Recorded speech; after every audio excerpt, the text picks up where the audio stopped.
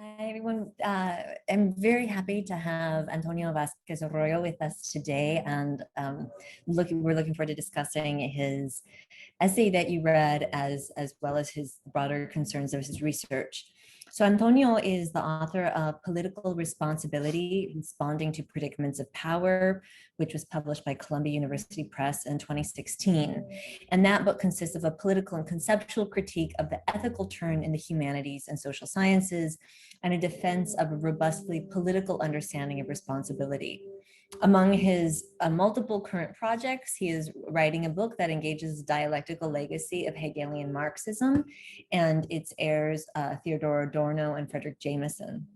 Antonio is a member of the graduate faculty in the Department of Political Science at Rutgers University, New Brunswick, as well as a faculty affiliate in the program in Critical Theory and the Arts at the School of Visual Arts in New York, and an affiliate of the Interdisciplinary Research Network Antropolítica, which is based at the Universidad de los Andes in Bogotá. So Antonio, thank you so much for joining us. To start with, well, first I want to say how much I appreciated your very careful and detailed critique of some of the presumptions underlying some of the, arguments that we see in decolonial thought, and your very subtle arguments about the historicity of thought. So I was wondering if you could historicize decolonial thought a bit for us, and I'd be really curious to hear some of your thoughts about why the kind of work that it's doing and why it has risen to prominence, particularly in in the US Academy, and kind of also been diffused elsewhere, and why has it risen at this time, in the 2000s. I'm thinking, also in the context of, indigenous-led uprisings in the Americas and things like this. So if you could just speak about that, I'd be really interested. No, thank you for the kind introduction, and thank you both for the invitation. I have long admired this workshop from afar, so it's a real pleasure and privilege actually to be a part of it. So I just wanted to say that at the outset. That's an interesting question. I'm gonna try to be as concise as I can be, even though I think there are different levels to it. I mean, you're absolutely right in pointing. You're already kind of like, for me, I answered a little bit of question in pointing out the period of time. This is from the 2000s. And also the real political mobilizations and uprisings that in a way put indigenous studies on the agenda, indigenous questions, but also questions about the racialization of identity in ways that go beyond the black and white framework or screen, as one critic put it, in the US specifically. And I'm be mindful, I'm not from here, but I've been here living longer than where I'm from. So I'm gonna use the US sometimes. I'm gonna situate myself very carefully in terms of the US, just to avoid any unnecessary generalizations about the world, because I'm very much aware of the particularity of the American discussion about race in the US vis-a-vis other parts of the world, right? So I think that that's one huge determinant. There are others, which are also, I think, have to do with how can I put this? Less politically urgent questions, which I think cannot be understated. That is to say, it has also to do with the emergence of different fields in the wake of post-colonial studies, post-colonial theory, and an attempt to locate or insert discussions related to Latin America and the Caribbean into that framework. So there is a little bit of the joking for, positioning in academia and trying to find some kind of niche, because post-colonial studies raise important questions such as the aftermath of colonialism. But to paraphrase a friend of mine from Nicaragua, she said to me once, yeah, but we've been independent for a very long time, so we kind of got over it. And that provoked me a little bit, because I'm thinking, what does it mean to get over it? Well, some Latin American countries have been independent for 200 years. So the aftermath of colonialism then becomes part of a longer period of time. It could be understood as, that it moves at a different rhythm. So I think that the realization of those things contribute very much to the emergence of these discussions. Also, I think there are two other factors, one of which I disagree with, but I think is a valid point. it was actually raised as a critique of my first and only so far book, right, on political responsibility. I was told you're critical of the turn to ethics and the way that it depoliticizes certain things, and yet one of the offshoots of the aftermath of the Cold War, which is where all of that crystallized in the North Atlantic world, is precisely that it opened up other kinds of questions, like ethical relations between so-called indigenous peoples and so-called natives, so on and so forth. So I don't necessarily agree with that point, but I think that the person who made that criticism, there is a moment of truth, as it were, in it, which is that indeed, once the binary of that defined the Cold War and intellectual discourse around it, when that was undone, there was space for the emergence of other kinds of discourses. And then the other determinant, historical determinant, I think, has to do with the eclipse of the dominance of Marxism in Latin American studies, I think, especially in the social sciences. I mean, one of the things that I was always baffled, and I hope we get to talk about this, is traveling of ideas, right? One of the things that I was always baffled in 2000 was when people finally discovered Negri in the US. And I kind of had a smirk in my face because I've been reading Negri since the 1990s, because it's been translated into Spanish way before it was translated into English. So for me, a lot of these discussions I was already kind of familiar with. And yet, precisely because then there is a space opened, I think, in the 90s, but especially in the 21st century, uprisings. I mean, you can trace it all the way back to 1994, actually, and the Zapatistas, for example. Different kinds of indigenous uprisings. So I think that is a constellation of things. I don't think that one can find one main reason or cause for the emergence of the colonial studies. I think that all of these things that I have mentioned play a role in the emergence of that. And then the colonial studies, like every other studies, quote unquote, has their own narrative about themselves, right? They see it as feeding off liberation theology in Latin America. They see themselves as feeding off certain traditions that shift the terms of discourse. And there are a constellation of concepts that I discuss in the essay, coloniality of power, so on and so forth, right? And how that opened up a space in which a group of thinkers met, and they created their own roundtables, and they have been doing a lot of institutional building in order to have that kind of presence. But I also want to be clear that there is a difference, I think, between how decolonization began to be deployed in indigenous studies vis-a-vis how decolonization is deployed by the so-called decolonial thinkers. More importantly, I think that there is also a difference between, not only between them, but also in terms of how decolonial as a category emerged in France. And I'm sure, Gabriel can speak probably more eloquently about this than I can. And that only was brought home to me when I met a French thinker in a conference. And she was using the colonial, and yet she was quite upset with the decolonials because of what she thought to be some kind of trivialization of the category. And this is somebody that spoke at this workshop some time ago, I might add. And so there are, decolonial theory is an umbrella, and they will claim certain differences between themselves. And then there is also the prevalence of decolonization as a trope, as it were, in indigenous studies, but also some kind, I'm reluctant to call it decolonial theory, not because I think that there's a label that has a specific value, but I think that it emerged independently of it in France, for example, vis-a-vis Algeria and vis-a-vis Northern Africa. So in a way, all of those things came together, right? It's almost like a perfect storm, right? They came together, and suddenly the salience of race in the US in particular, and the resources of American academia, and last but not least, the slippage between interdisciplinary work and what I call, in a more critical vein, the kind of de-differentiation. What do I mean by that? I know that's a mouthful. But when disciplinary difference identities are collapsed, and then theoretical discourse emerges, removed from any particular object, no longer political theory, literary theory, but theory, right, with capital T, so on and so forth. I think that also contributed to the emergence of this discourse, in which they're very open about it. Decolonial has very little to do with decolonization, as we know, probably one of the defining features of the 20th century. This is almost like a self-enclosed kind of discourse. So I don't know if that addressed some of the things that you were asking for. I try to be not to be too long-winded, but maybe I was too long. So I'm gonna clip a little bit more for now. Yeah.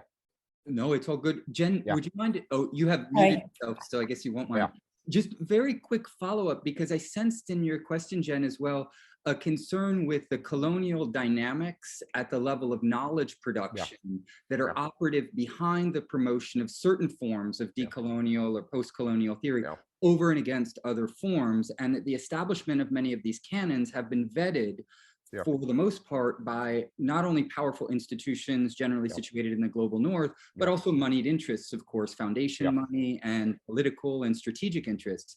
So I wonder if you could speak more precisely to, and this is in order to kind of foreground the strengths of some of the critiques that you marshal in your own article, to the colonial material elements that are still operative in the kind of propping up of particular figures and traditions over and against others, right? And I could say more specifically, like decolonial theory around Mignolo, or post-colonial studies around Spivak and others, over and against anti-colonial traditions that have deep, deep roots. Yeah, exactly. Well, that's one of the that was one of the provocations. I used to joke about this project initially when I started giving talks about it, that I was irritated into it because it's not the normal thing that I will engage. Why?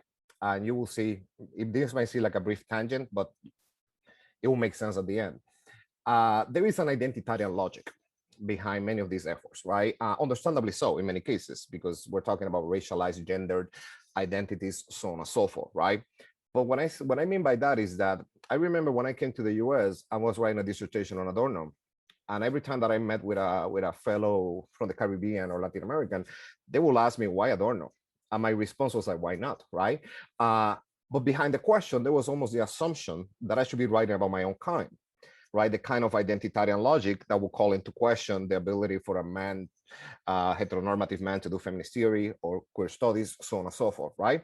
And again, I don't want to dismiss that altogether, but what people often don't realize is that it works both ways. It also deauthorizes certain people from doing certain things. I'm not European, let alone German, so why am I doing with the Frankfurt School, for example, right? So there is a little bit of that. Then there is, and I'm really happy that you mentioned this, Gabriel, the question of anti-colonialism. Coming from the oldest colony in the Western Hemisphere, I'm originally from Puerto Rico, colonialism for me is a very real, material, historical process. Moreover, when I was an undergrad, I was privileged of having, and this might sound like contradictory or like suddenly that I'm verging in a reactionary note. Don't worry, it's not either. I had the benefit of a great colonial education. What do I mean by that? That you were taught seriously 2 years, 4 semesters of Western civilization, where I had to read from Homer to Dante to Virgil in between, all the way to the 19th century, right? And at the same time, you were reading Cuban poets, you were reading African writers. I was reading Fanon since I was a freshman in 1993, and I just aged myself right there, right? So for me, this was all part of an education. There was never an either or dynamic. I was very much aware, obviously, of living in a colonial situation. I was very much aware of the history of anti-colonialism and value that. I mean, C.L.R. James' Black Jacobins was like one of the foundational books, right? Which is a book that some of the decolonials have attacked, by the way, because it was this narrative of anti-colonialism. An anti-colonialism that will read Shakespeare, but identify with Caliban over Prospero, right? And so all of that for me was very vivid. It was important of my education. I chose to do something else. So why this personal detour? Because in a way, part of what prompted me to write and make the critique, articulate the critique that I articulated, is the extent to which there is, and I promised myself I wasn't gonna do this, but I have to give credit where credit is due. Tim Brennan has this expression, which he uses in a different way, of borrow light, right? And there is an instance of that, which is an appropriation and cancellation of anti-colonial thought. It's part of what I was alluding to earlier when I said their own self-histories. I mean, there was this book edited by many of the decolonials, huge book in Spanish, where they do their own genealogy, and it goes back to Las Casas, right?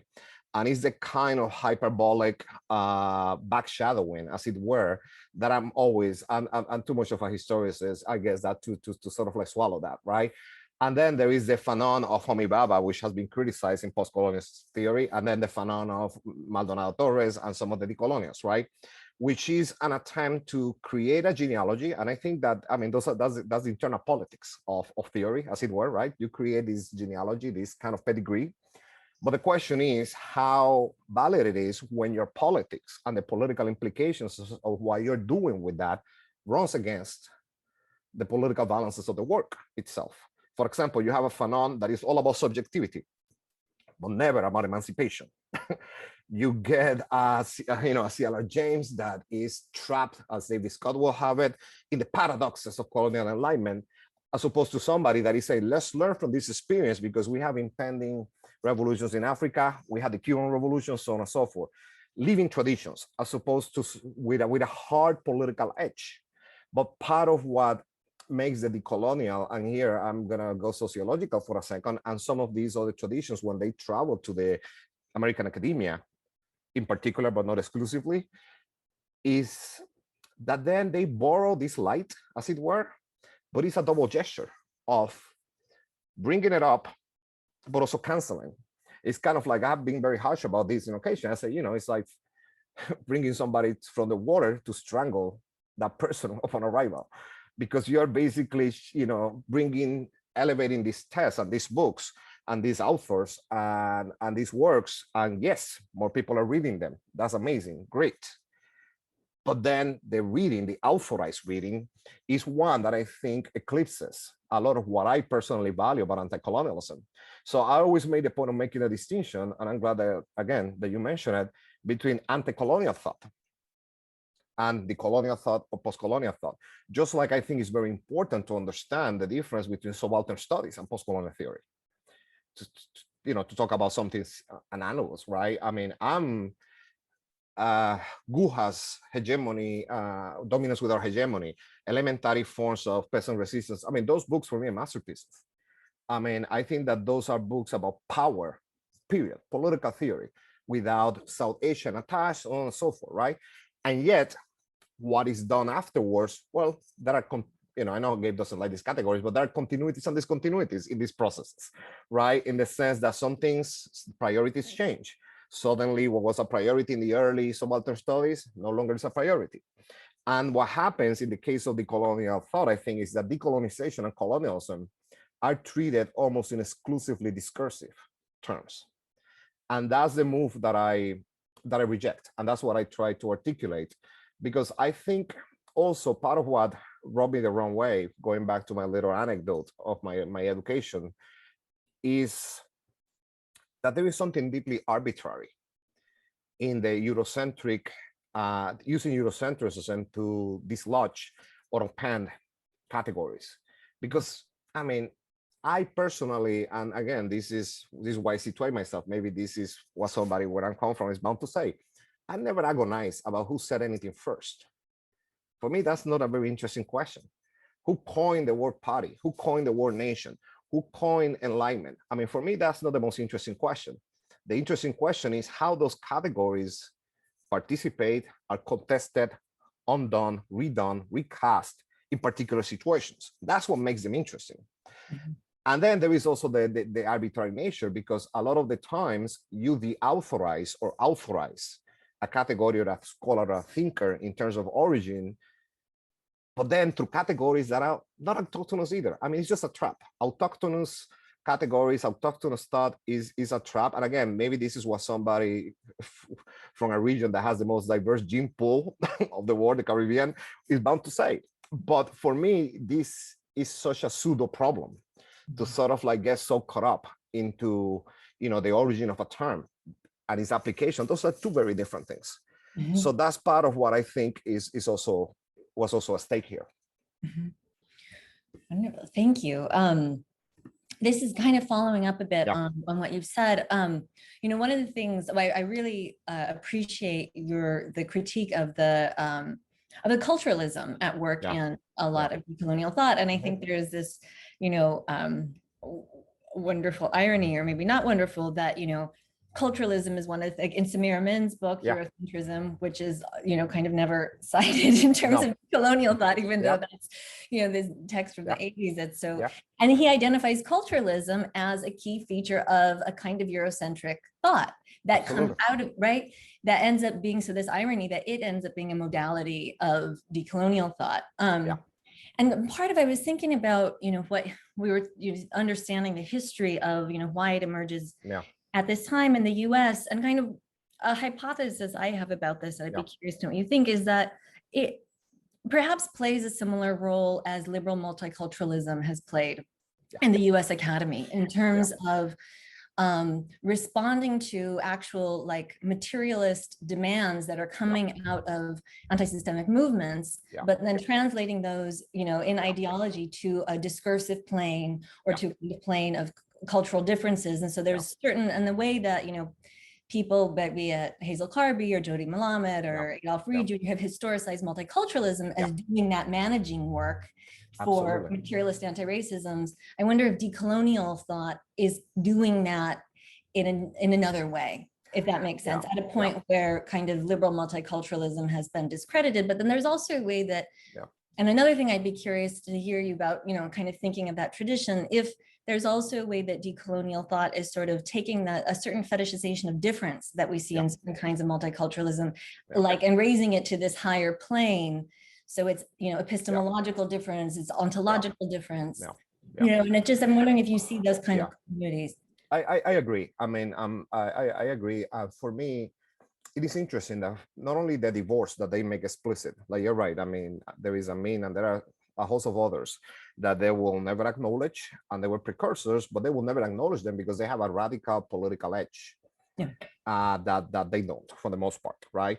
But one question that I had for a long time had to do with why they keep distancing themselves from decolonization as a process, right? And two, what is the politics of this?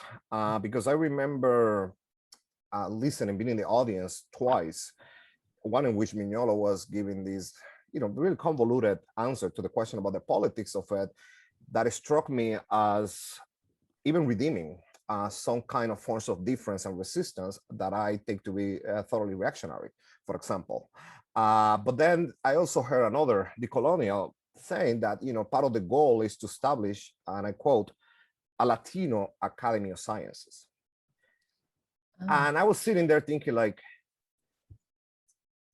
I mean, I'm all about undoing those sorts of things, right? Those are hierarchical projects that are elitist to the core, in which you have this select group of scholars, usually from Ivy Leagues, in which then they decide what kind of scholarships or what kind of scholarship is valued, what kind of prizes are valued. I mean, and for me, it's like, really? I mean, the whole point beyond this, I mean, the whole point of this enterprise, or not the whole point, but one main goal of this enterprise is to establish some kind of Latino Academy of Science, right? And for me, that was baffling. Because I don't think about politics in identitarian and cultural terms. I used to joke back in the 90s when I started teaching. I mean, 20 years later, my joke became a reality, that I used to tell students, and I assure you, I'm not making this up. I said, I'd rather vote for a white guy from Vermont that share a politics closer to mine than to a fellow Latino because he or she is Latina. And then, of course, Bernie Sanders, a white guy from Vermont, came along, and I voted for him because his politics is to the right of mine, but he's the closest in the spectrum to anything that I could potentially identify with, right? So there is the identitarian logic, and I think it's an attempt to radicalize in their self-image a lot of this liberal multiculturalism, because I think that you're right, it's been discredited. So also taking the moment in which race has become, once again, and I think that this is very American and unfortunately is reproduced uncritically in other places, race as the master category, right? In which we are suddenly talking about white privilege as a transhistorical category. We're talking about certain things in increasingly non-material terms. And don't get me wrong, I mean, all of these things have a material component. They might be very real. In most cases, they are. But there is not a count of why certain identities are racialized at any given moment, right? There is no account of that sort of process. Like, I had this argument to make it more concrete with somebody at a conference not too long ago about the plantation. is there is one thing that defines the Caribbean, which in this definition will include Louisiana and Venezuela, is the plantation. Historically speaking, the plantation has been an institution. So we're having this argument about plantations. And I suggested in what I thought was a very basic point that first and foremost, the object of the plantation is exploitation. That degrees of domination vary not only within a plantation itself, where you have house slaves and the form of domination they're subjected to is fundamentally different from those that are in the field, but also across regions. And it's almost as if I have said that, you know, I don't know, put a MAGA hat and say something about being, you know, make America great again, or an endorsement to Trump, right? That was taken almost as an insulting thing, when for me, that was a basic fundamental fact that anybody that reads the historiography and plantations, you know, right? And degrees of domination got intensified in different moments. And you have to account for that, obviously. And the racialization became even more pronounced at different moments.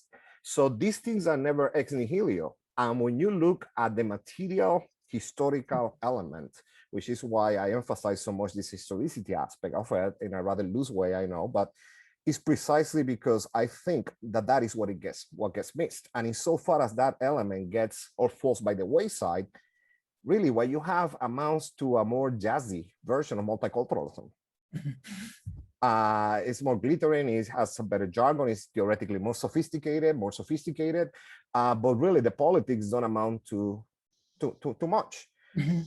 At least as far as I can tell. I mean, for me, it was very symptomatic that for a long time, many of these decolonial sages are from Puerto Rico, and they have never written about it. Now that changed with a recent book. I'm not going to talk about that because I haven't read it, but I'm curious to see it, to see what they will say about, you know, because you are from a colonial situation, you're doing all the colonial things. So, I mean, how did it go together? That would be an interesting thing to see whether or not something more radical, more interesting than what I have seen so far and what I'm articulating my emerge. But I think that, you know, that's the culturalism of it that bothers me.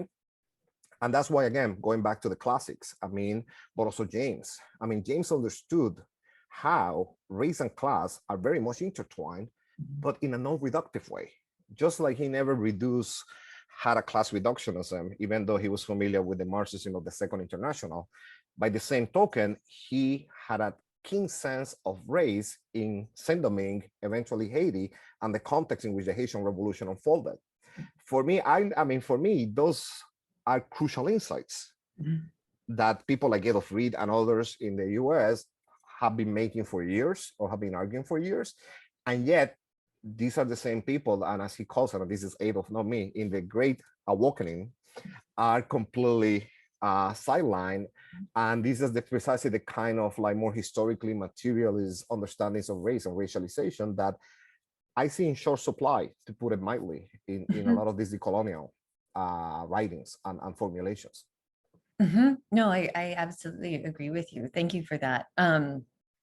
I actually wanted to return to something that you said earlier about, I think you said that about the kind of eclipse of Marxism kind of open space for ethical concerns, but that you don't necessarily agree with that casting. I wonder if you could speak a bit more about how the ethical turn fits into this. Yeah. Well, what people often forget is that the turn to ethics, I mean, there have been several, it's not only one, right? And some historians, intellectual historians, have argued that there was a version of that in the immediate aftermath of World War II. What I'm talking about is the ascendance of moral and ethical categories to make sense of political life, social life, and even culture from the late 70s on, and how it gained a lot of traction in France in the 80s, but more important in the US and American Academy in the 90s and on, where suddenly, for example, I mean, I'm just going to give you a very concrete example. When I was a kid, some radical pro-independence activists blew up tried to blow up some electricity towers for the supply of electricity in Puerto Rico, right? For me and in my family, that was an act of sabotage, right? Obviously, the government tried to use the T word, terrorism, but it never gained traction.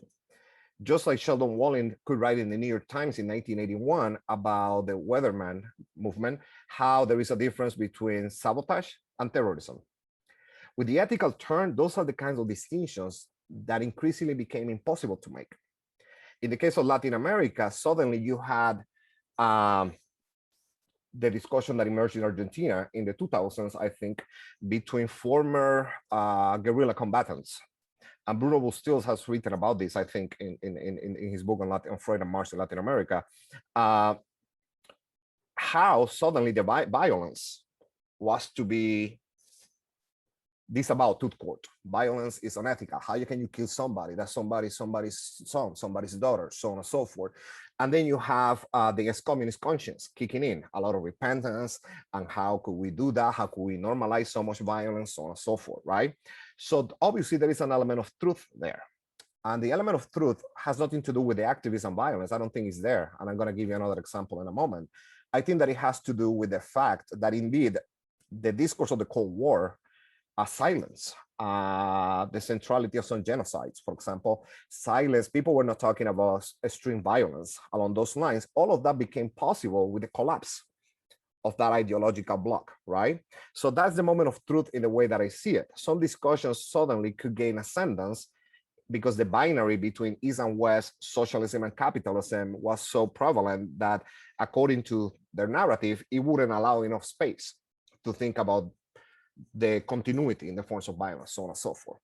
Of course, that's exactly what this ethical moralizing discourse promotes, the erasure of differences. I mean, I always go back to the memoirs of one French thinker that my friends joke that me and Perry Anderson are the only people that like him, Regis Debray, for example.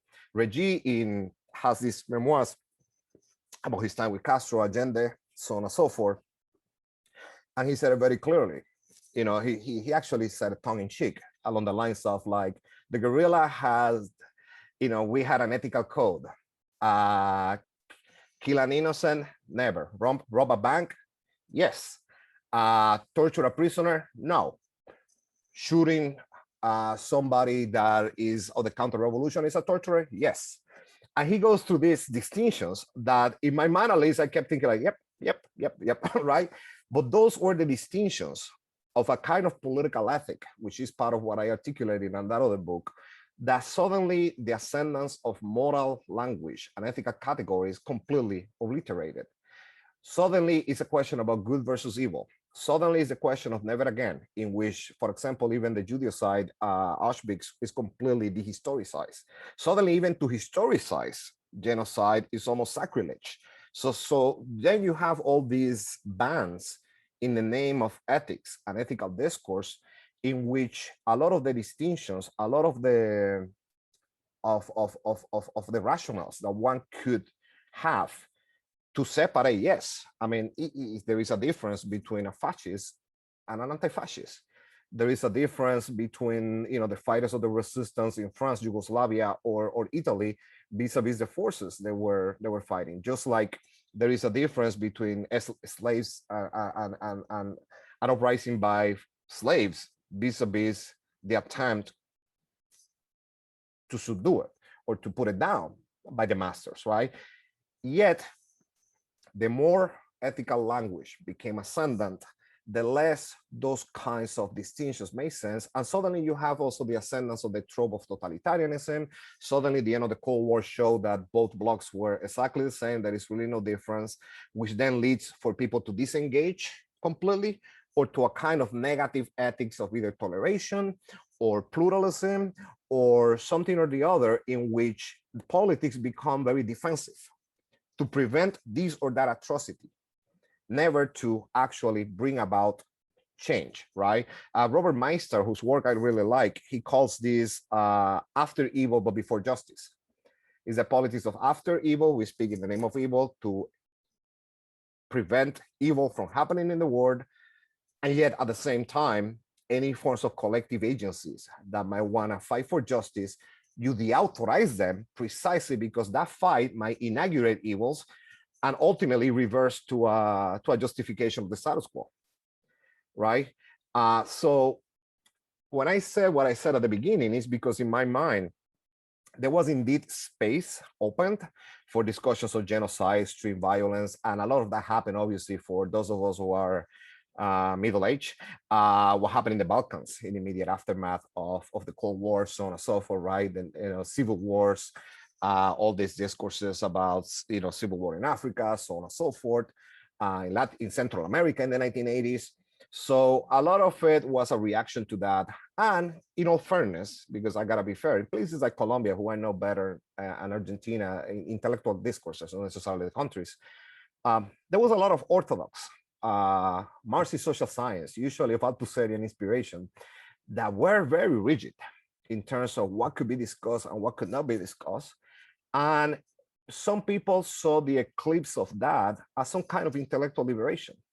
The problem is that, as it often happens in intellectual discussions, or so I think, or so I have learned, I think, is that the proverbial baby is thrown out with the bathwater, in which some dogmatic forms of social science or discourses are discredited. So therefore, you completely disavow the entire paradigm, so to speak, and then revert into a kind of like complete 180 degree, kind of like the communist conscience, right? Who then believes in the religion of human rights and international individualism and all of that, and any form of collective agency is something that makes her or him uneasy.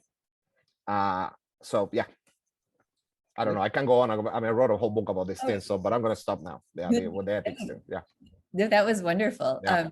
Dave, did you want to say you look like? Yeah, I was just going to jump in and take the direction, the conversation in just a slightly different direction. Not because what you're saying is uninteresting, but just because the article was so rich that it brings up a lot of different topics that we definitely want to touch on.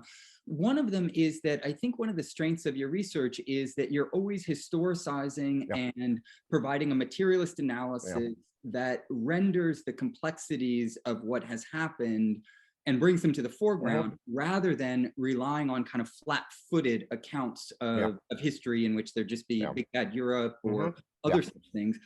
And I was curious more specifically about the way in which spatial imaginaries, as they operate, also have their own internal histories that would have to have a material account provided for them. So we know that the nation state imaginary is largely 19th century capitalist and colonial construction. We know that regionalist imaginaries go back much further than that. But we also know that the very categories like Europe themselves have an extremely specific history, and a history that has to do as well with colonial expansion of imperialist powers around the world. And so I'm curious to hear you a little bit more on you have this excellent critique of the reification of the category of Europe. But you don't, and this is not, you can't do everything in one article. You don't go into the material history, the codification of that landmass as Europe.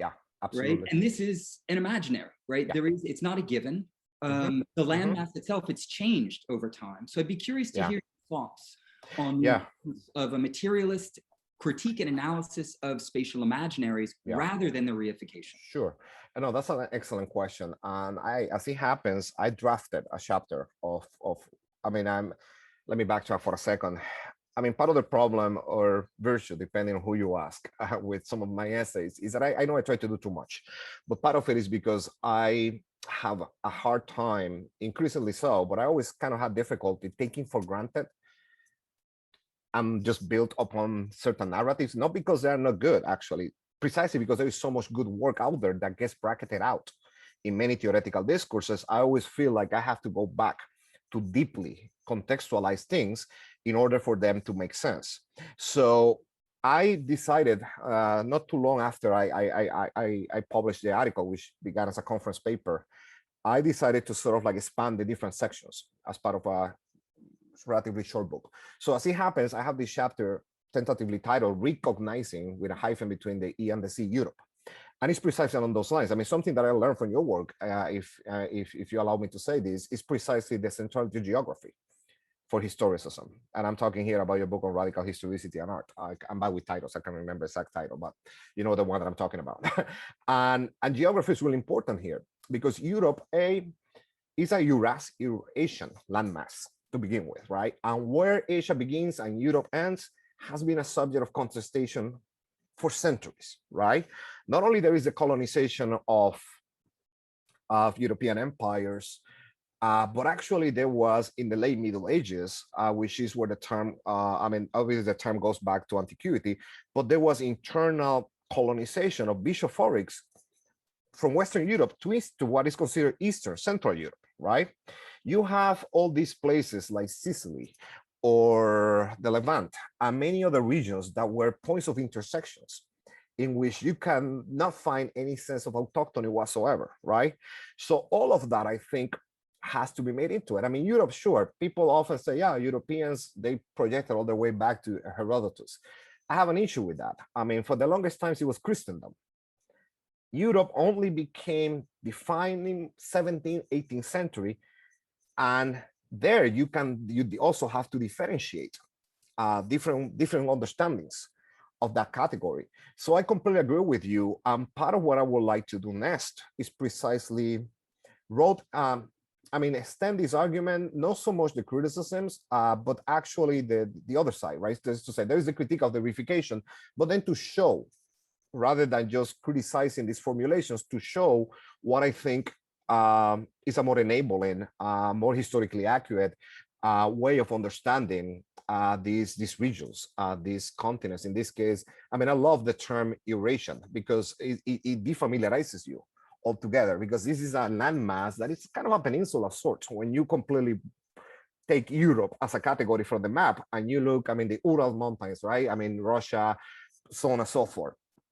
It's a very complicated history that I think this reification completely historicizes.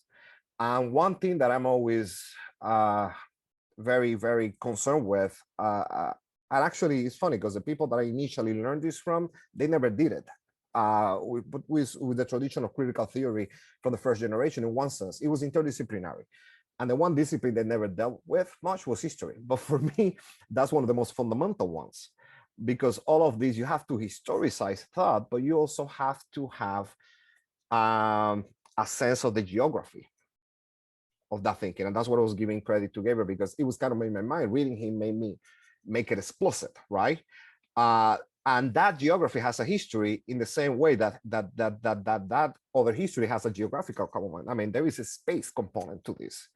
And we tend to think chronologically, diachronically in terms of time, right? In this kind of like, at best, they are, what's the word that I'm looking for? Autonomized from the processes. At worst, they're reified, right?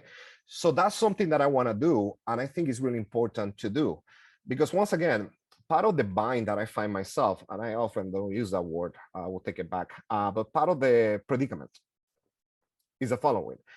And this is why I have made some exceptions to sort of like give some credibility or some points or moments of truth to these decolonial and post-colonial discussions, is that I do believe that colonialism, understanding colonialism, is central.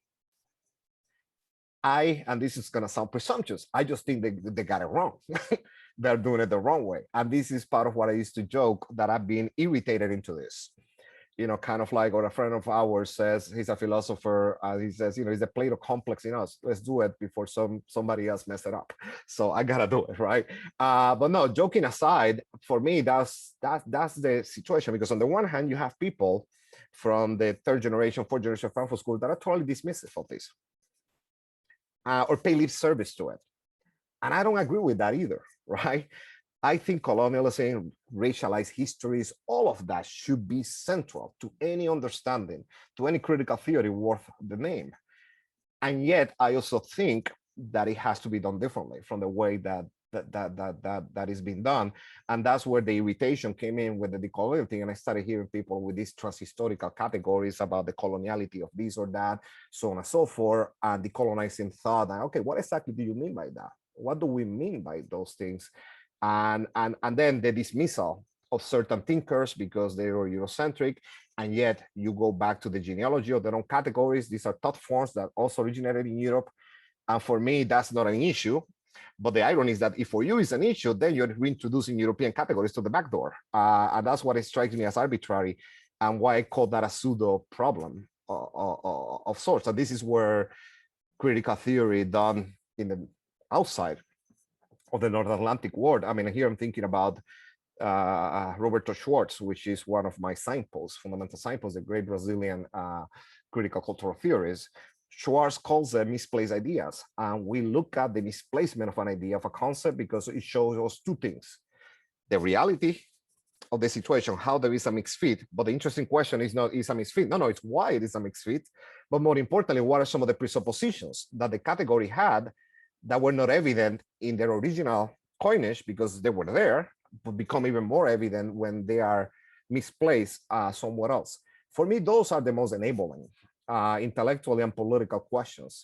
And so that's a little bit where, you know, where I find myself. I drafted a chapter, still short, work in progress, but I'm committed to doing that with Europe and with some of the notions that I think were important to have a different articulation of those legacies and what they enable and what they foreclose.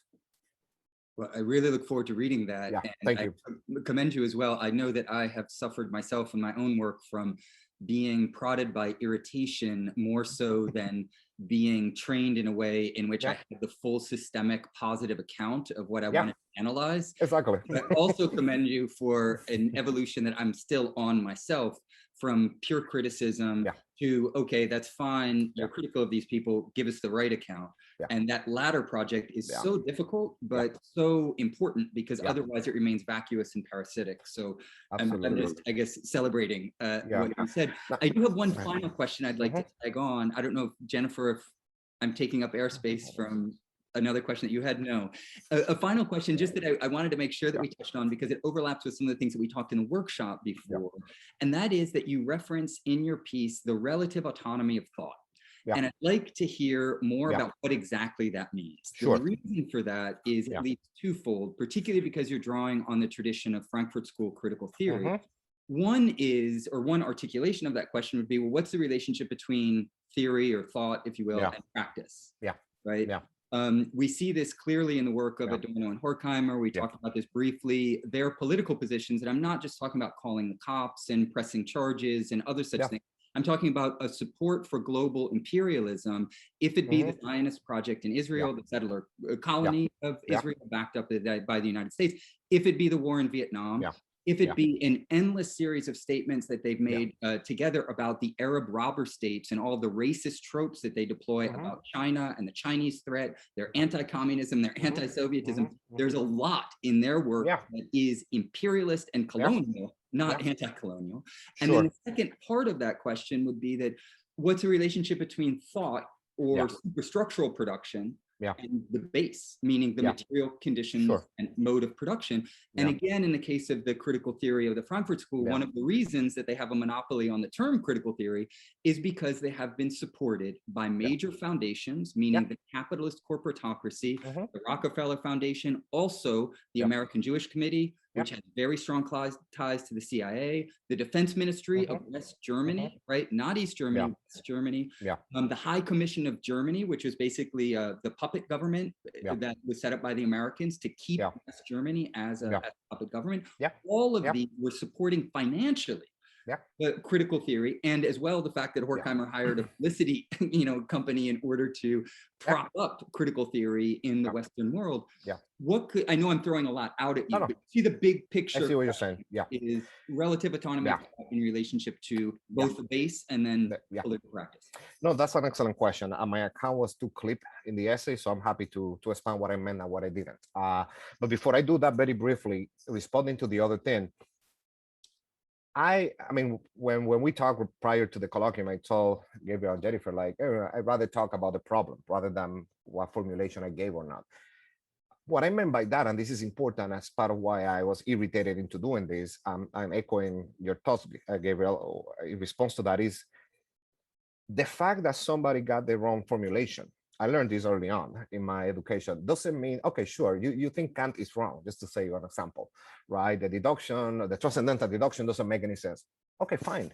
That doesn't make the problem that prompted him to try to think through it go away, right? So just to say that the colonial things are nonsense or they're superficial or this or that, sure, but there is a problem there. And that's part of why I feel pushed in the direction of a more reconstructive positive account. So I just wanted to say that very briefly. You're absolutely right about the Frankfurt School. And this is my relationship to it is the following. And this is going to be a side note to answer your question. I never agonized about Adorno's reactionary comments about jazz. The one that stung me actually was in the Marginality for Theory and Practice when he refers, quote, to the Bolivian butch, right? To sell the students like your guerrilla tactics didn't even work in the Bolivian bush, a reference to Guevara in Bolivia.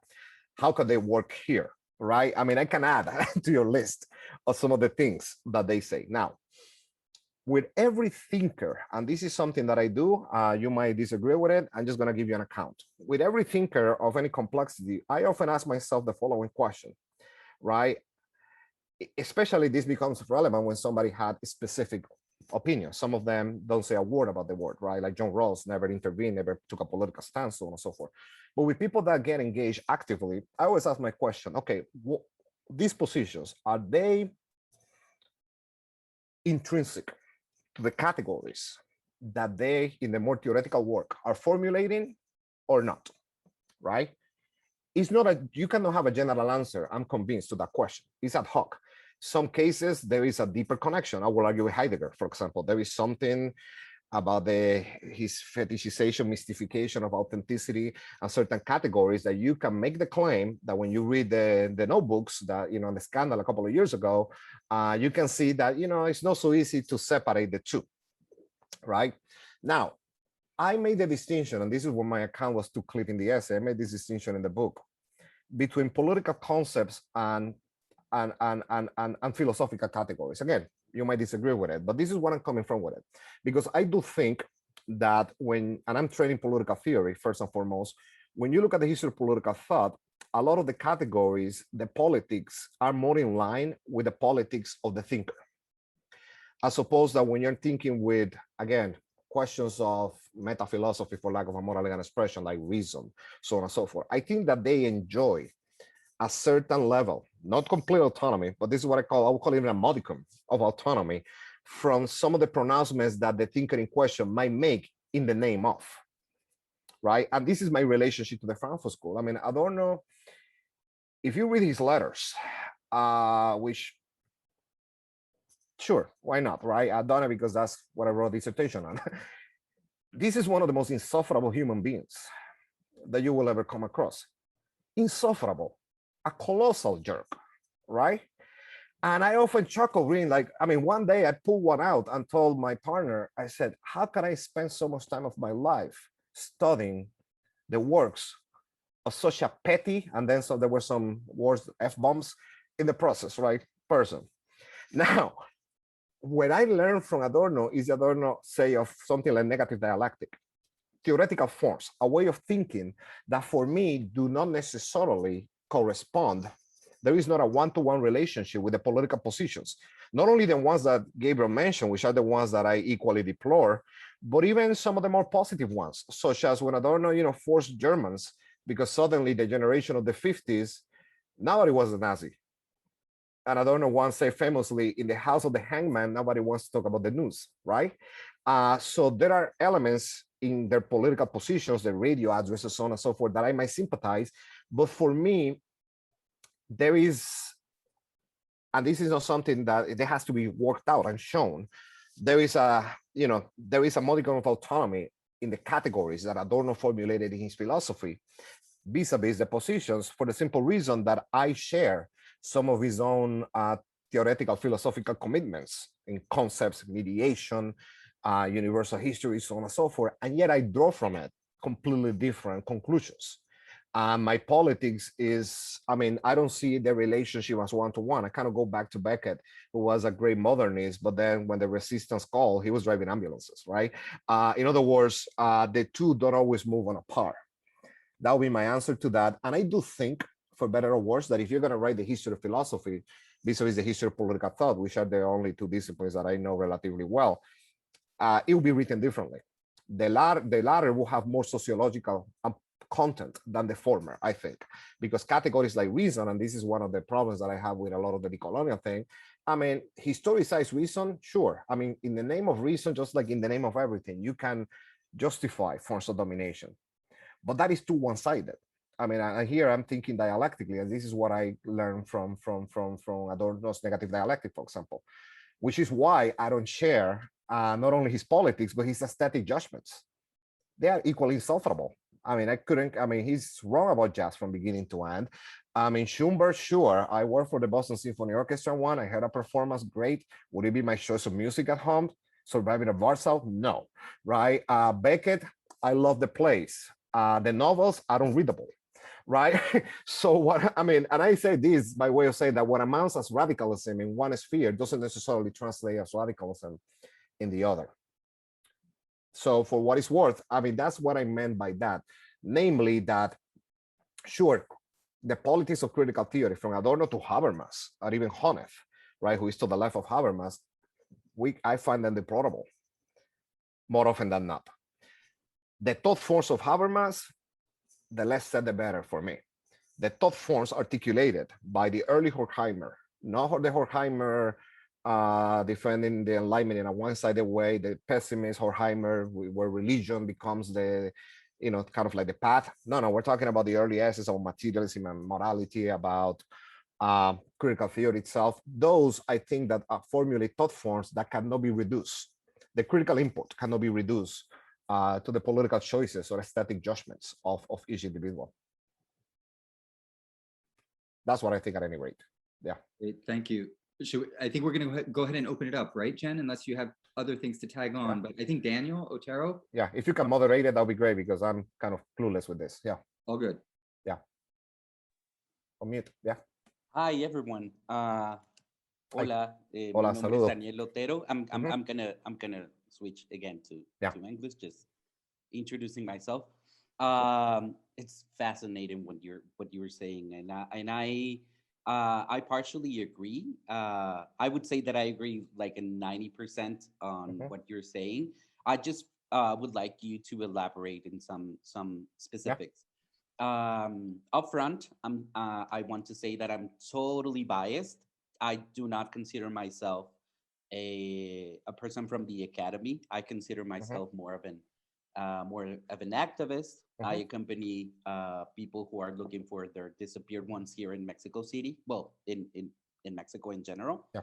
So said that, what is your take on the concept of the epistemicide coined by I forgot the Sousa Santos. Yeah. And well, I don't know, like listening to you, I just hear a lot of that, ecology of knowledge, he calls it.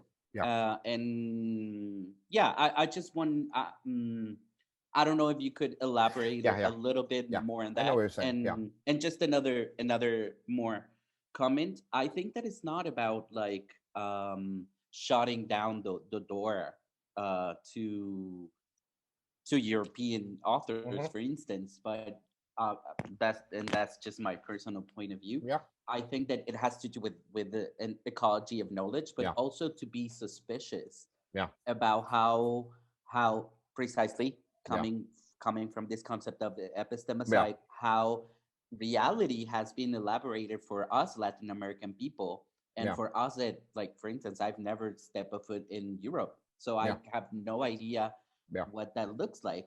So I don't know, like how can this display I just want to leave it there. Great. Thank you again for your presentation and your text is blew my mind. Thank you. Thank you. That's kind of you. It's an important question. Let me see. I will divide it in two, right? First is the question of epistemicide. I think that's a word. Yep. In principle, I will say, sure, of course. I mean, in the sense that you have the obliteration of certain forms of knowledge, what anthropologists will call local knowledges, so on and so forth, right? That in many respects, a very important one, which I think is a one that has the most validity, the example that has the most validity, has to do with the relationship to nature. Having said that, I'm always very skeptical about parsing out, for both theoretical and political reasons, what is quote unquote autochthonous form of knowledge vis-a-vis what it isn't. Because I think that there are progressive and regressive elements in both. And to disavow the evidence, for example, of how, and this is something that has gotten me in trouble before, but I'm going to say it anyway, how, for instance, the environmental impact of the great pre-Columbine empires, which archaeologists have unearthed, was destruction. I mean, part of what led actually to the downfall of the Mayans, for example, had to do precisely because how unsustainable it was. So that's one layer. So to sort of like put this generalization about these non-European forms of knowledge as if they were pristine, which I have my doubts too. And this goes to the second point, right? Or as if these were, but before I get there, or as if they were untainted and everything that we have, every form of exploitation or domination of nature or of others is an importation, as if they were not, you know, versions of that in pre-Columbine, pre-European social formations. So that's one sense. The other one is, ever since the beginning, and this is something that people don't like to get reminded anymore than they like to be reminded of African traders of slaves on Western Africa, right, during the slave trade, is that the encounter itself from the very beginning, and you know, you're talking about Mexico, and that's obviously the first example that comes to mind, is, you know, you have these hagiographies, these idealizations of Cortez that I grew up with in elementary school and middle school, of, you know, how tiny groups, look at how superior Europeans are, that I don't know, a handful of conquistadors could subdue this empire. So then in college learn that they were indigenous allies that were enemies of the Mexica and the Aztecs, right? So when people don't mention that, they're taking away the agency of precisely the groups that they want to defend, which is in this case indigenous people. So the encounter, I think, from the very beginning, sure, was asymmetrical, was violent. We're talking about colonialism, we're talking about, I mean, the indigenous population where I'm from disappeared in one generation, right? Gone. Less than 50 years, right? So on and so forth.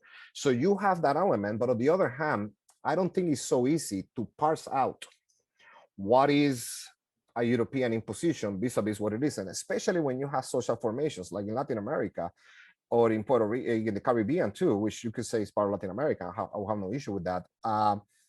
You know, these are social formations in which there have been mixing constitutions, not only from the official empires, but also the different pirates and corsaries that showed up for 300-400 years before they were independent. So how accessible is a pre-European body of knowledge and traditions, when in reality, all of that have been asymmetrically, but very much interconnected from the early encounter on. I mean, that's why I'm skeptical of many of those claims. Having said that, I do value and take very seriously the defense of certain traditional forms of knowledge. I as critical as anybody else of the attempt of light-skinned elites in Latin America to eradicate the legacies of those forms of knowledge and all of that. But the elevation of that, for lack of a better term, as some kind of pristine form of knowledge that is overwhelmingly positive, that's the step that I'm unwilling to take. Because, you know, part of the agency of the colonized is that they're also messed up people within the colonized. They are called sometimes structural beneficiaries. They are called, how do the Palestinians call them? Collaborators, so on and so forth. So does that make sense? Thank you. Thank you. And as in the past, anybody who asks a question, if you want to ask a follow-up, just unmute yourself and keep going. Otherwise, Constanza, you're up next. Right. So thank you, Antonio. I really enjoyed your presentation, and it really resonated with my particular interests and my trajectory. And I want to return to a previous topic, if that's okay. I was thinking of the political consequences of liberal multiculturalism in that, because it is strange or maybe paradoxical, because while it emphasizes the differences and the exceptional character of Latin America and Latin American identities, I tend to think that liberal multiculturalism also seems to render invisible historical, geographical, economical differences amongst the regions or countries region, while creating this reified image we were talking before of this exceptional, exotic unit in Latin America. one of the problems, I think, is that those exotic unity is also exported and also accepted in part of the Latin American academy and left politics. Of course, that is one of the problems of imperialism. So do you see a connection between the fetishization of difference, the exoticization of Latin America, and I'm particularly thinking about the political consequences of this connection? Thank you. No, that's an excellent question. I mean, the short answer is I agree. But let me unpack that. I agree for several reasons. A, you're absolutely right. And the first distinction of the complexities in these regions has to do with class. I'm going to give you an example. When I first went to grad school, like I remember there was this person from the same place, somebody that I would have never associated with at all when we were both in the island. But suddenly there was this almost contrived sense of a common identity.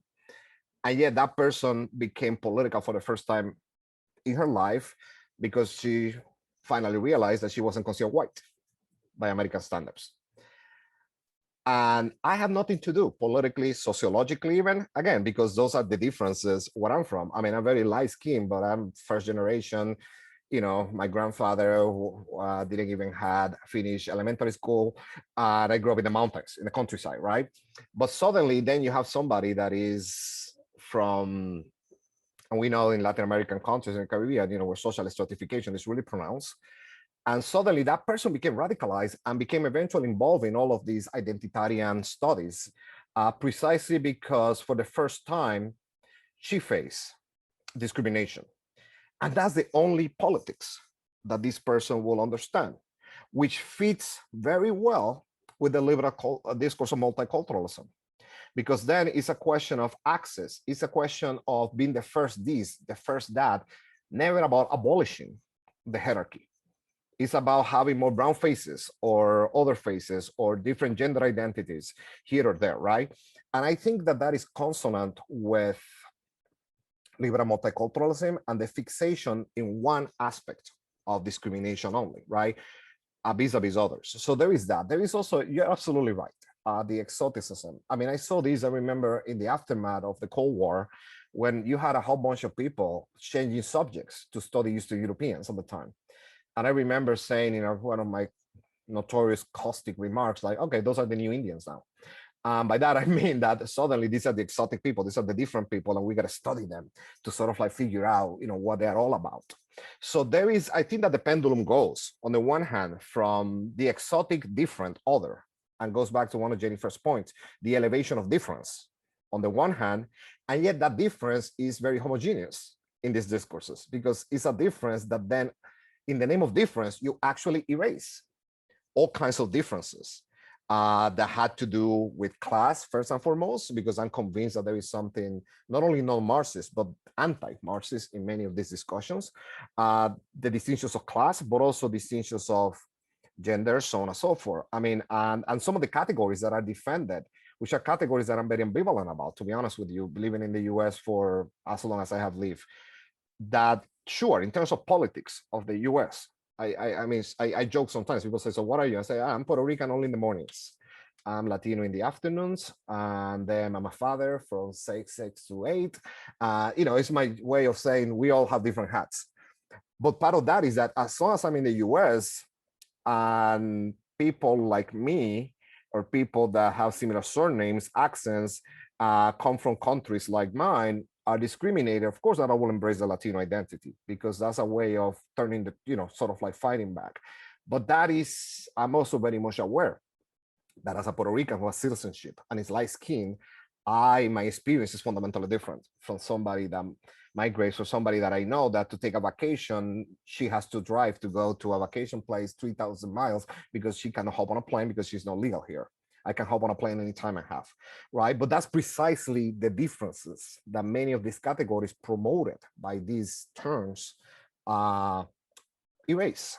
So I agree with you. And I also think that, you know, there is a whole different discussion to have about the image of Latin America. And people have written about this, obviously, in the US and what exactly, you know, what exactly means from, you know, being a model some places to be, I mean, during the pink tide, it was like, you know, the complete other and what is wrong with this place and so on and so forth. So, I mean, does that more or less? Okay, great. Thank you. Great. Josue? Yeah, thank you so much for such a rich discussion today and for your like really rich article. It's been really interesting for me too, especially because I over the past year I've been reading a lot of Schwartz and I've been finding it very helpful for the kind of work that I'm doing. And because of that, I do kind of want to go back to Gabriel's question on like the modicum of autonomy of like philosophical concepts, right? Like I do have a little trouble understanding like what exactly, on what basis is the differentiation made between philosophical concepts and political theories, and like whether that can translate into other things. So like if there is a certain autonomy in philosophical concepts, is there a certain autonomy in like art and like aesthetics, which has which like has also kind of been criticized in our workshop too before, no? So like I'm kind of trying where, and I do think that that is important also for Schwartz, you know, like the whole misplaced idea presupposes a certain autonomy. And so yeah, like could you speak on what are the stakes of maintaining this autonomy of philosophical concepts and on what basis? On what basis? Yeah, excellent question. You know, what I had in mind was something very simple, like a category like the state has a specific political, sociological, material presuppositions in a way that a category like reason doesn't. It has other presuppositions. So that's what I, just to, in a very basic example, that's what I will draw certain lines. You're right. It's important for Schwartz and it's important for me. Because, for example, going back to a Schwartzian example, and it relates to art, so we're not going that far afield. Think about, you know, in his great book on Machado de Assis, he talks about the realist novel, right? And how when a Brazilian in a slave-driven society wants to write a realist novel, suddenly runs into obvious problems. First of all, the figure of the brilliant young man from the countryside that is going to take the city by storm, that doesn't quite correspond to Brazilian realities in the way that somebody like Julian Sorel in Stendhal, right, in Black and Red, makes sense. But everything that Julian Sorel needs to, for that character to be credible, all the pieces make sense in metropolitan France in the 19th century. But how can you have a similar character or writing the same genre in Brazil? But what I like about Schwartz is that it is, sure, realism then is transformed. And this is the modicum of autonomy, because I never use it. I mean, if I use it, I will crush myself and will have a public statement of what's the word that I'm looking, retraction. I don't like using writing autonomy without modicum or something, some adjective that qualify it, because I mean, so what I mean by the modicum of autonomy is precisely that.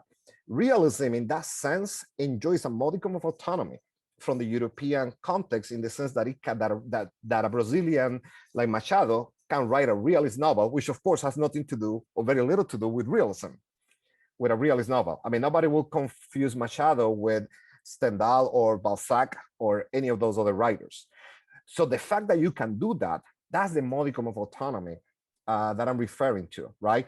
But it has to be worked through. And I cannot emphasize this more, and it's something that I'm hoping to do with this project in the longer version, which is not only to state this, but to show it, to show what working through actually means, which I plan on doing on Adorno myself and others, because and I kind of did in a little bit in a chapter on Adorno in my other book.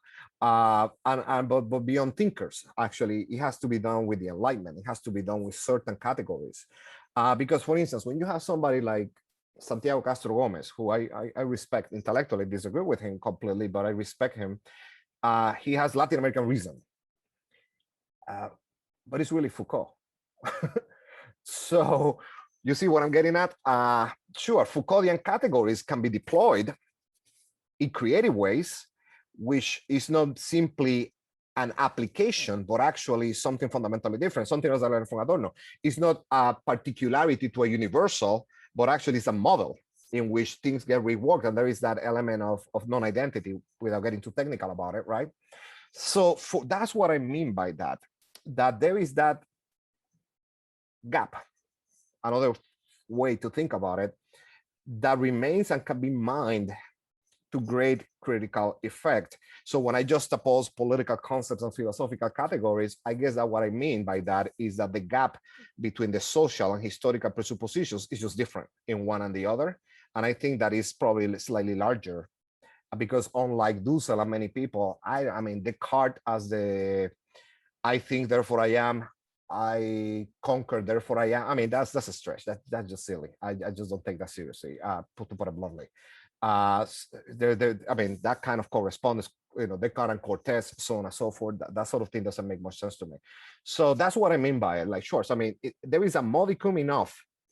So for that to happen, and I guess that relates to the only way that I can think of autonomy vis-a-vis aesthetics and even political phenomena is only to claim a very minimal claim. I mean, I know Gabriel's work and I'm very sympathetic to it, but my claim is very small, and is that there is an immanent logic to these fields or to these objects that are irreducible to the sociological, historical conditions in which they are produced. And that can be reworked. And it has been reworked to great effect in some instances, and I think that that's what it comes down to for me. Great. Caitlin, you're up next. Sure. Can you guys hear me okay? Yes. Cool. I want to say thank you so much for this discussion and this presentation, Antonio. And your article has just been so illuminating. On a personal note, I am working on Adorno right now, and like the extent to which we could use his philosophy to analyze our ecological predicament and how we can get out of it. So I feel like this presentation really gives me permission to like keep studying this in a way when I often feel like despair that I'm even working so much like on Adorno. So thank you for that. But I'm curious, to your response, on this emphasis in decolonial thought, and Mignola especially, and maybe to Dussel, to the extent that they want to facilitate like a South-South dialogue in philosophy. The importance, there should be an importance for the peripheries to be able to dialogue with each other without the intervention of European ideas. And I can sort of imagine your answer, but I'm worried if we're still not assuming a kind of like epistemic primacy or priority that emerges when, like, at least in theory, like the tools developed in the South should be sufficient for resisting colonialism on their own. And then in fact, like their capacity to develop a dialogue from the interior is repressed by colonialism and Eurocentrism. I'm wondering, is this like a problem of like discourse, like the dialogue, or just like more like, just so curious, like what your thoughts are about this thing with like the South-South especially. No, I mean, like I said, there are different ways of looking at this, right? And I'm very highly sympathetic to any attempt, which is something that I, in a very modest way, try to do with my own scholarship, which is that I'm very sympathetic to any attempt to try to incorporate or to bring, stop silencing certain voices and bodies of work. I mean, the irony, of course, is that in the decolonial field, most of the references are Anglo. And this is what I kind of chuckle a little bit, that, I mean, you're talking about decolonizing knowledge. I cite Brazilians and book edited in Havana, do you? Usually they don't, right? Or, kind of like untranslated works, for example. So for me, that's very important. And it's something that, you can even look at that article and you will see the references. There are references to things that are not the things that normally people will go to or will go for, right? So there is that. Then the other premise is that, South to South, sure. Except that, and this is the point that I guess that I need to find the right way of saying it so I can convey it more effectively. Even South-South, if you're talking in regional terms, I mean, it's never untainted by European categories, right?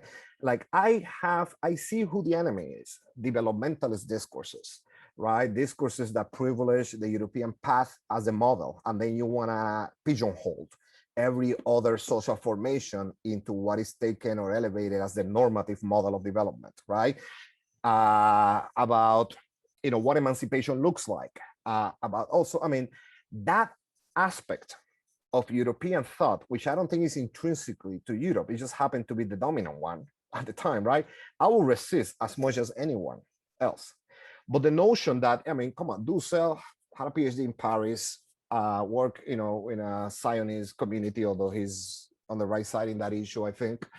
so on and so forth. So for him, Levinas is central, Heidegger was central at some point. And to his credit, he reworked all of that into a philosophy of liberation.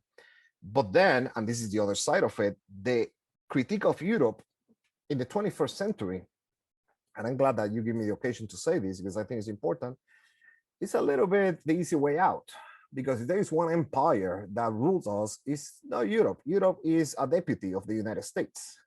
So if we're going to talk about the imperial power of the day and the force of knowledge that are reproduced and the imposition, or even the discourse and the language, when you have people in Paris talking about Black Lives Matter, sure, great thing, that you value the lives of the population that you have racialized, but that's an American slogan, as it were, right? And what exactly does it mean when you're invoking that language, rather than drawing upon your own resources to formulate a critique of the Islamophobia and the different forms of racism to Maghrebis and so on and so forth in France? So again, South, sure, why not? Except that to think that somehow the culprit for colonialism are the categories invented, sort of imposed by Europe, I think that is just too one-dimensional, not differentiated enough. Again, I go back to Caliban, when he tells Prosper in Shakespeare's play, you told me language, and now I'm going to use it to curse you. And I think, a friend of mine said, oh, that's you, Antonio. I said, yeah, pretty much. Namely, like, you learn this language and you sort of like elaborate it and turn it around. And again, most of these South to South dialogue, it's inescapable. You cannot go back, unfortunately, 500 years and try to clean the slate and trying to find a particular language that is somehow untainted. Not that I think it's a good thing. I actually think that that's a problem, and that's kind of like a neo-nativist streak that is sometimes comes through in these arguments that I have intellectual but political problems with. Great, thank you, Antonio. We're arriving at. Oh, sorry, go ahead, Caitlin. Yeah, you have a follow-up. Oh, no. By all means. I was just going to say, if you could just clarify that idea, like the idea is partly that, colonialism is so embedded in, in the South that you may as well like engage some with like how it's manifesting or what it's doing, but I just wanted you to clarify that. Sure. Just a little No, bit. but for me, anti-colonial traditions, just like colonialism and imperialism, right? Think about anti-colonial traditions. So some of the thinkers that we associate with that particular canon, right? So to speak, if we can use that language even, right?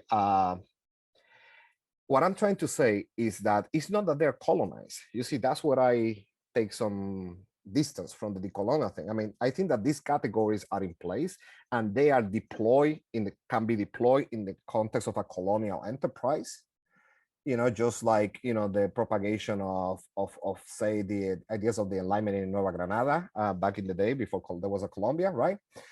But at the same time, those very same categories, in many cases, in the face of a radically different material historical reality, in the name of these same categories, resistance to imperialism has been formulated. Think about somebody, again, a title that many people find Eurocentric, going back to James, and I've been writing on James, that's why I keep going back to him, Black Jacobins. The decolonials hate that title. You see, he's reducing Jacobins. Of course, he has to talk about them as Jacobins. When if you read the book, you realize that it's a critique of Jacobinism. And the Jacobin parties are the limits of what was formulated as possible, insofar as they were too embedded in the language of Jacobinism, without neglecting the fact that indeed, when all of these ideas, there is a gap, so to speak, a constitutive gap between intention and effect. The effect of bringing some of these ideas in a Caribbean plantation driven social formation was that many people appropriated them to different ends. And that's what I'm talking about. Nothing more, nothing less, right? Which is why I resist the blackmail, as it were. Not that you're obviously not doing that. I'm just saying in general, the either or, because I think it's far more complicated. Far more complicated than that. And this is why somewhat facetiously I say, yeah, sure. You're talking about South to South in the name of Levinas. Okay, if we're gonna go down that route, then we can play that game all day long. But for me, that's uninteresting, and that's kind of like beside the point. that's what I in the essay called following Borges a little bit like a pseudo problem. Great, thanks. We are arriving near the end of our time. So if there's other urgent questions, comments, etc., use the raise hand function. Otherwise, I'll turn it over to Tessin what might be the last question. I was gonna say that. I saw that hand raised for a while. Yeah. On mute. Thank you. Oh, thank you, Gabriel, for inviting Antonio, and thanks Antonio for such a nice lecture, because I can practically correlate to a lot many things, because nowadays we see the practical manifestation even now in today's world, because the American forces are withdrawing from, I'm from India, to make you know, and the American forces are withdrawing from a country nearby us, that is Afghanistan. And the manner in which which you nicely spoke about, the collaborationist culture, what we learn as the camaraderie culture. So how things are actually getting manifested, and now the invisibilization of the indigenous resistance is taking place, to the extent that even today in my country, in India, for example, the popular press actually is not taking into account they are actually feeding the populace with their stories, which is told by, for example, New York Times or the popular presses from America. So this actually we are seeing. But what I wanted to ask is something related to, maybe I couldn't hear you well, in response to one of your answer to Gabriel's question of the contradiction or mismatch between a scholar's theorization and their actual practical politics. They are actually writing and what actually they are doing. So in the response to that, you mentioned that the politics of the East are in line with the politics of the thinkers, something like this. You said what this?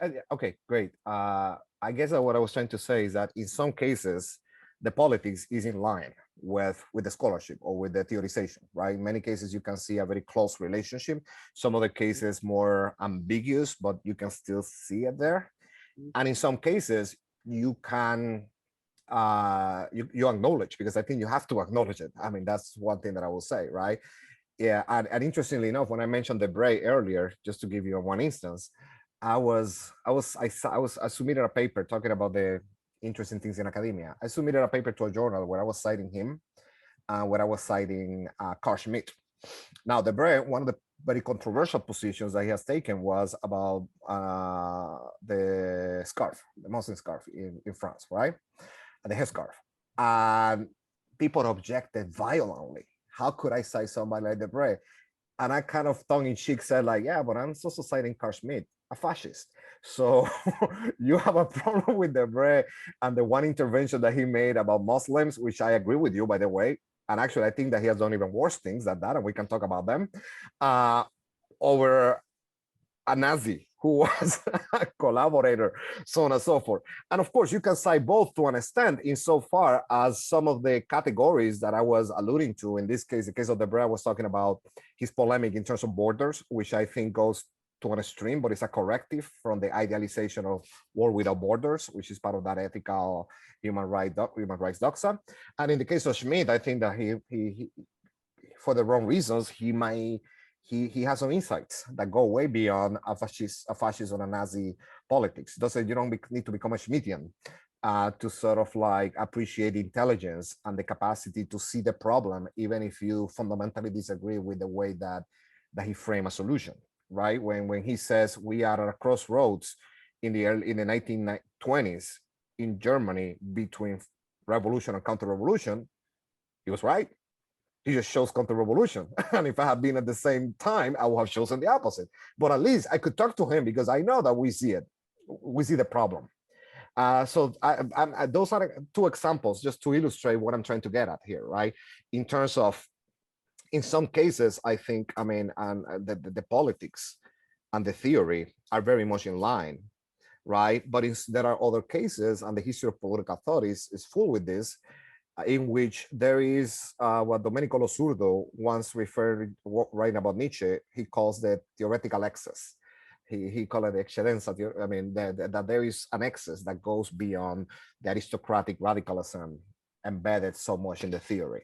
So, you know, that's what a gap excess, you see the kind of language that I'm using here, right? To try to offer a figure to try to illustrate that interval between, you know, a system of thought and what a thinker in question, the author maybe, does with it. Does that help? Not necessarily in the sense of a scholarship in the East and West. For example, so for what I maybe I couldn't understand that well. In terms of a scholarship of bracketing the scholarship of the West, and then assuming that to be not in that sense, not less or more mismatch, as opposed to, for example, scholars from the East, and not or less mismatch. Not in that sense you were talking, huh? No, I mean, because East West, no, I didn't mean it that way. I'm sorry if it sounded like that. Yeah, because I mean, what I was saying is that, for instance, I admire the work of many people in the so-called East. And even back in the day, I mean, a lot of what I deplored about academia, citation index obsessions, all sorts of things are very much the product of a Western academia, in which people, you know, even bibliographies become catalogs of self-promotion, and you have a lot of like kind of like this decolonial thing, and what not subaltern studies actually, not subaltern studies at the beginning, but what some of the post-colonials have done, which is then it becomes its own subject and object. It becomes this academic career enterprise, and without idealizing, falling into the other trap that, you know, Caitlin was talking about, Constanza, right? Constanza was talking about, without idealizing, you can make the claim that there is something more genuine, for lack of a more elegant expression, in the scholarship that sometimes you find in the non-Western world that is not yet corrupted by this careerism and careerism. I mean, there is, you know, that suffices that you find in, and self-enclosed words, right? Which is going back to the politics of scholarship, which is, again, I don't overblow it. It's very tiny. But for me, there is even a politics in the footnotes, right? Who do you reference? And you reference just the important people, which is what often happens. And it becomes this circle, and then they have thousands and thousands of references, and then the academia elevates that, gives them humongous salaries because they're really important. Or what actually matters. What actually matters might be produced by somebody, I don't know, in Uttar Pradesh, might be produced by somebody in a province of Cuba. And that's what I'm gonna cite, because that's what matters, as opposed to the other thing. I don't know, I might be rambling here, but I hope that sort of like clarifies a little bit. Well, I think it's a great point, and it's probably a good moment to wrap up in this regard. Okay. Unless, Jennifer, did you have anything else that you wanted to weigh in on, or? No, but this was wonderful. Thank you. Thank you so much. Thank you so much for having me. I mean, I'm really, really delighted that this is taking place and to be a part of it. Thank you for your questions and your comments. It's been extremely stimulating to me, so I'm very glad. Well, thank you, Antonio. No, it's been a real pleasure to engage with your work. It overlaps with so many of the themes of things that we've kind of at least approached in various ways in the workshop, but I think it's an excellent way to wrap up, because all of the leitmotifs of your work overlap with things that we've been exploring for 3 weeks, but then also push in various directions. And I, for one, at least, really appreciate your pushiness in the positive sense of really wanting to provoke thought and to encourage people to critically and autonomously engage with whatever research that they're doing, as opposed to just accept the canons, the geographic categories, the star system, and everything else. So thank you. I couldn't thank you enough for agreeing to come in and sharing time. My pleasure. With us. Applaud you. I know some of you already are. Thank you. Appreciate it. And have a great rest of your day. Those of you who are still in the day. And very nice meeting you all. Thank you so much. Right. Thank you.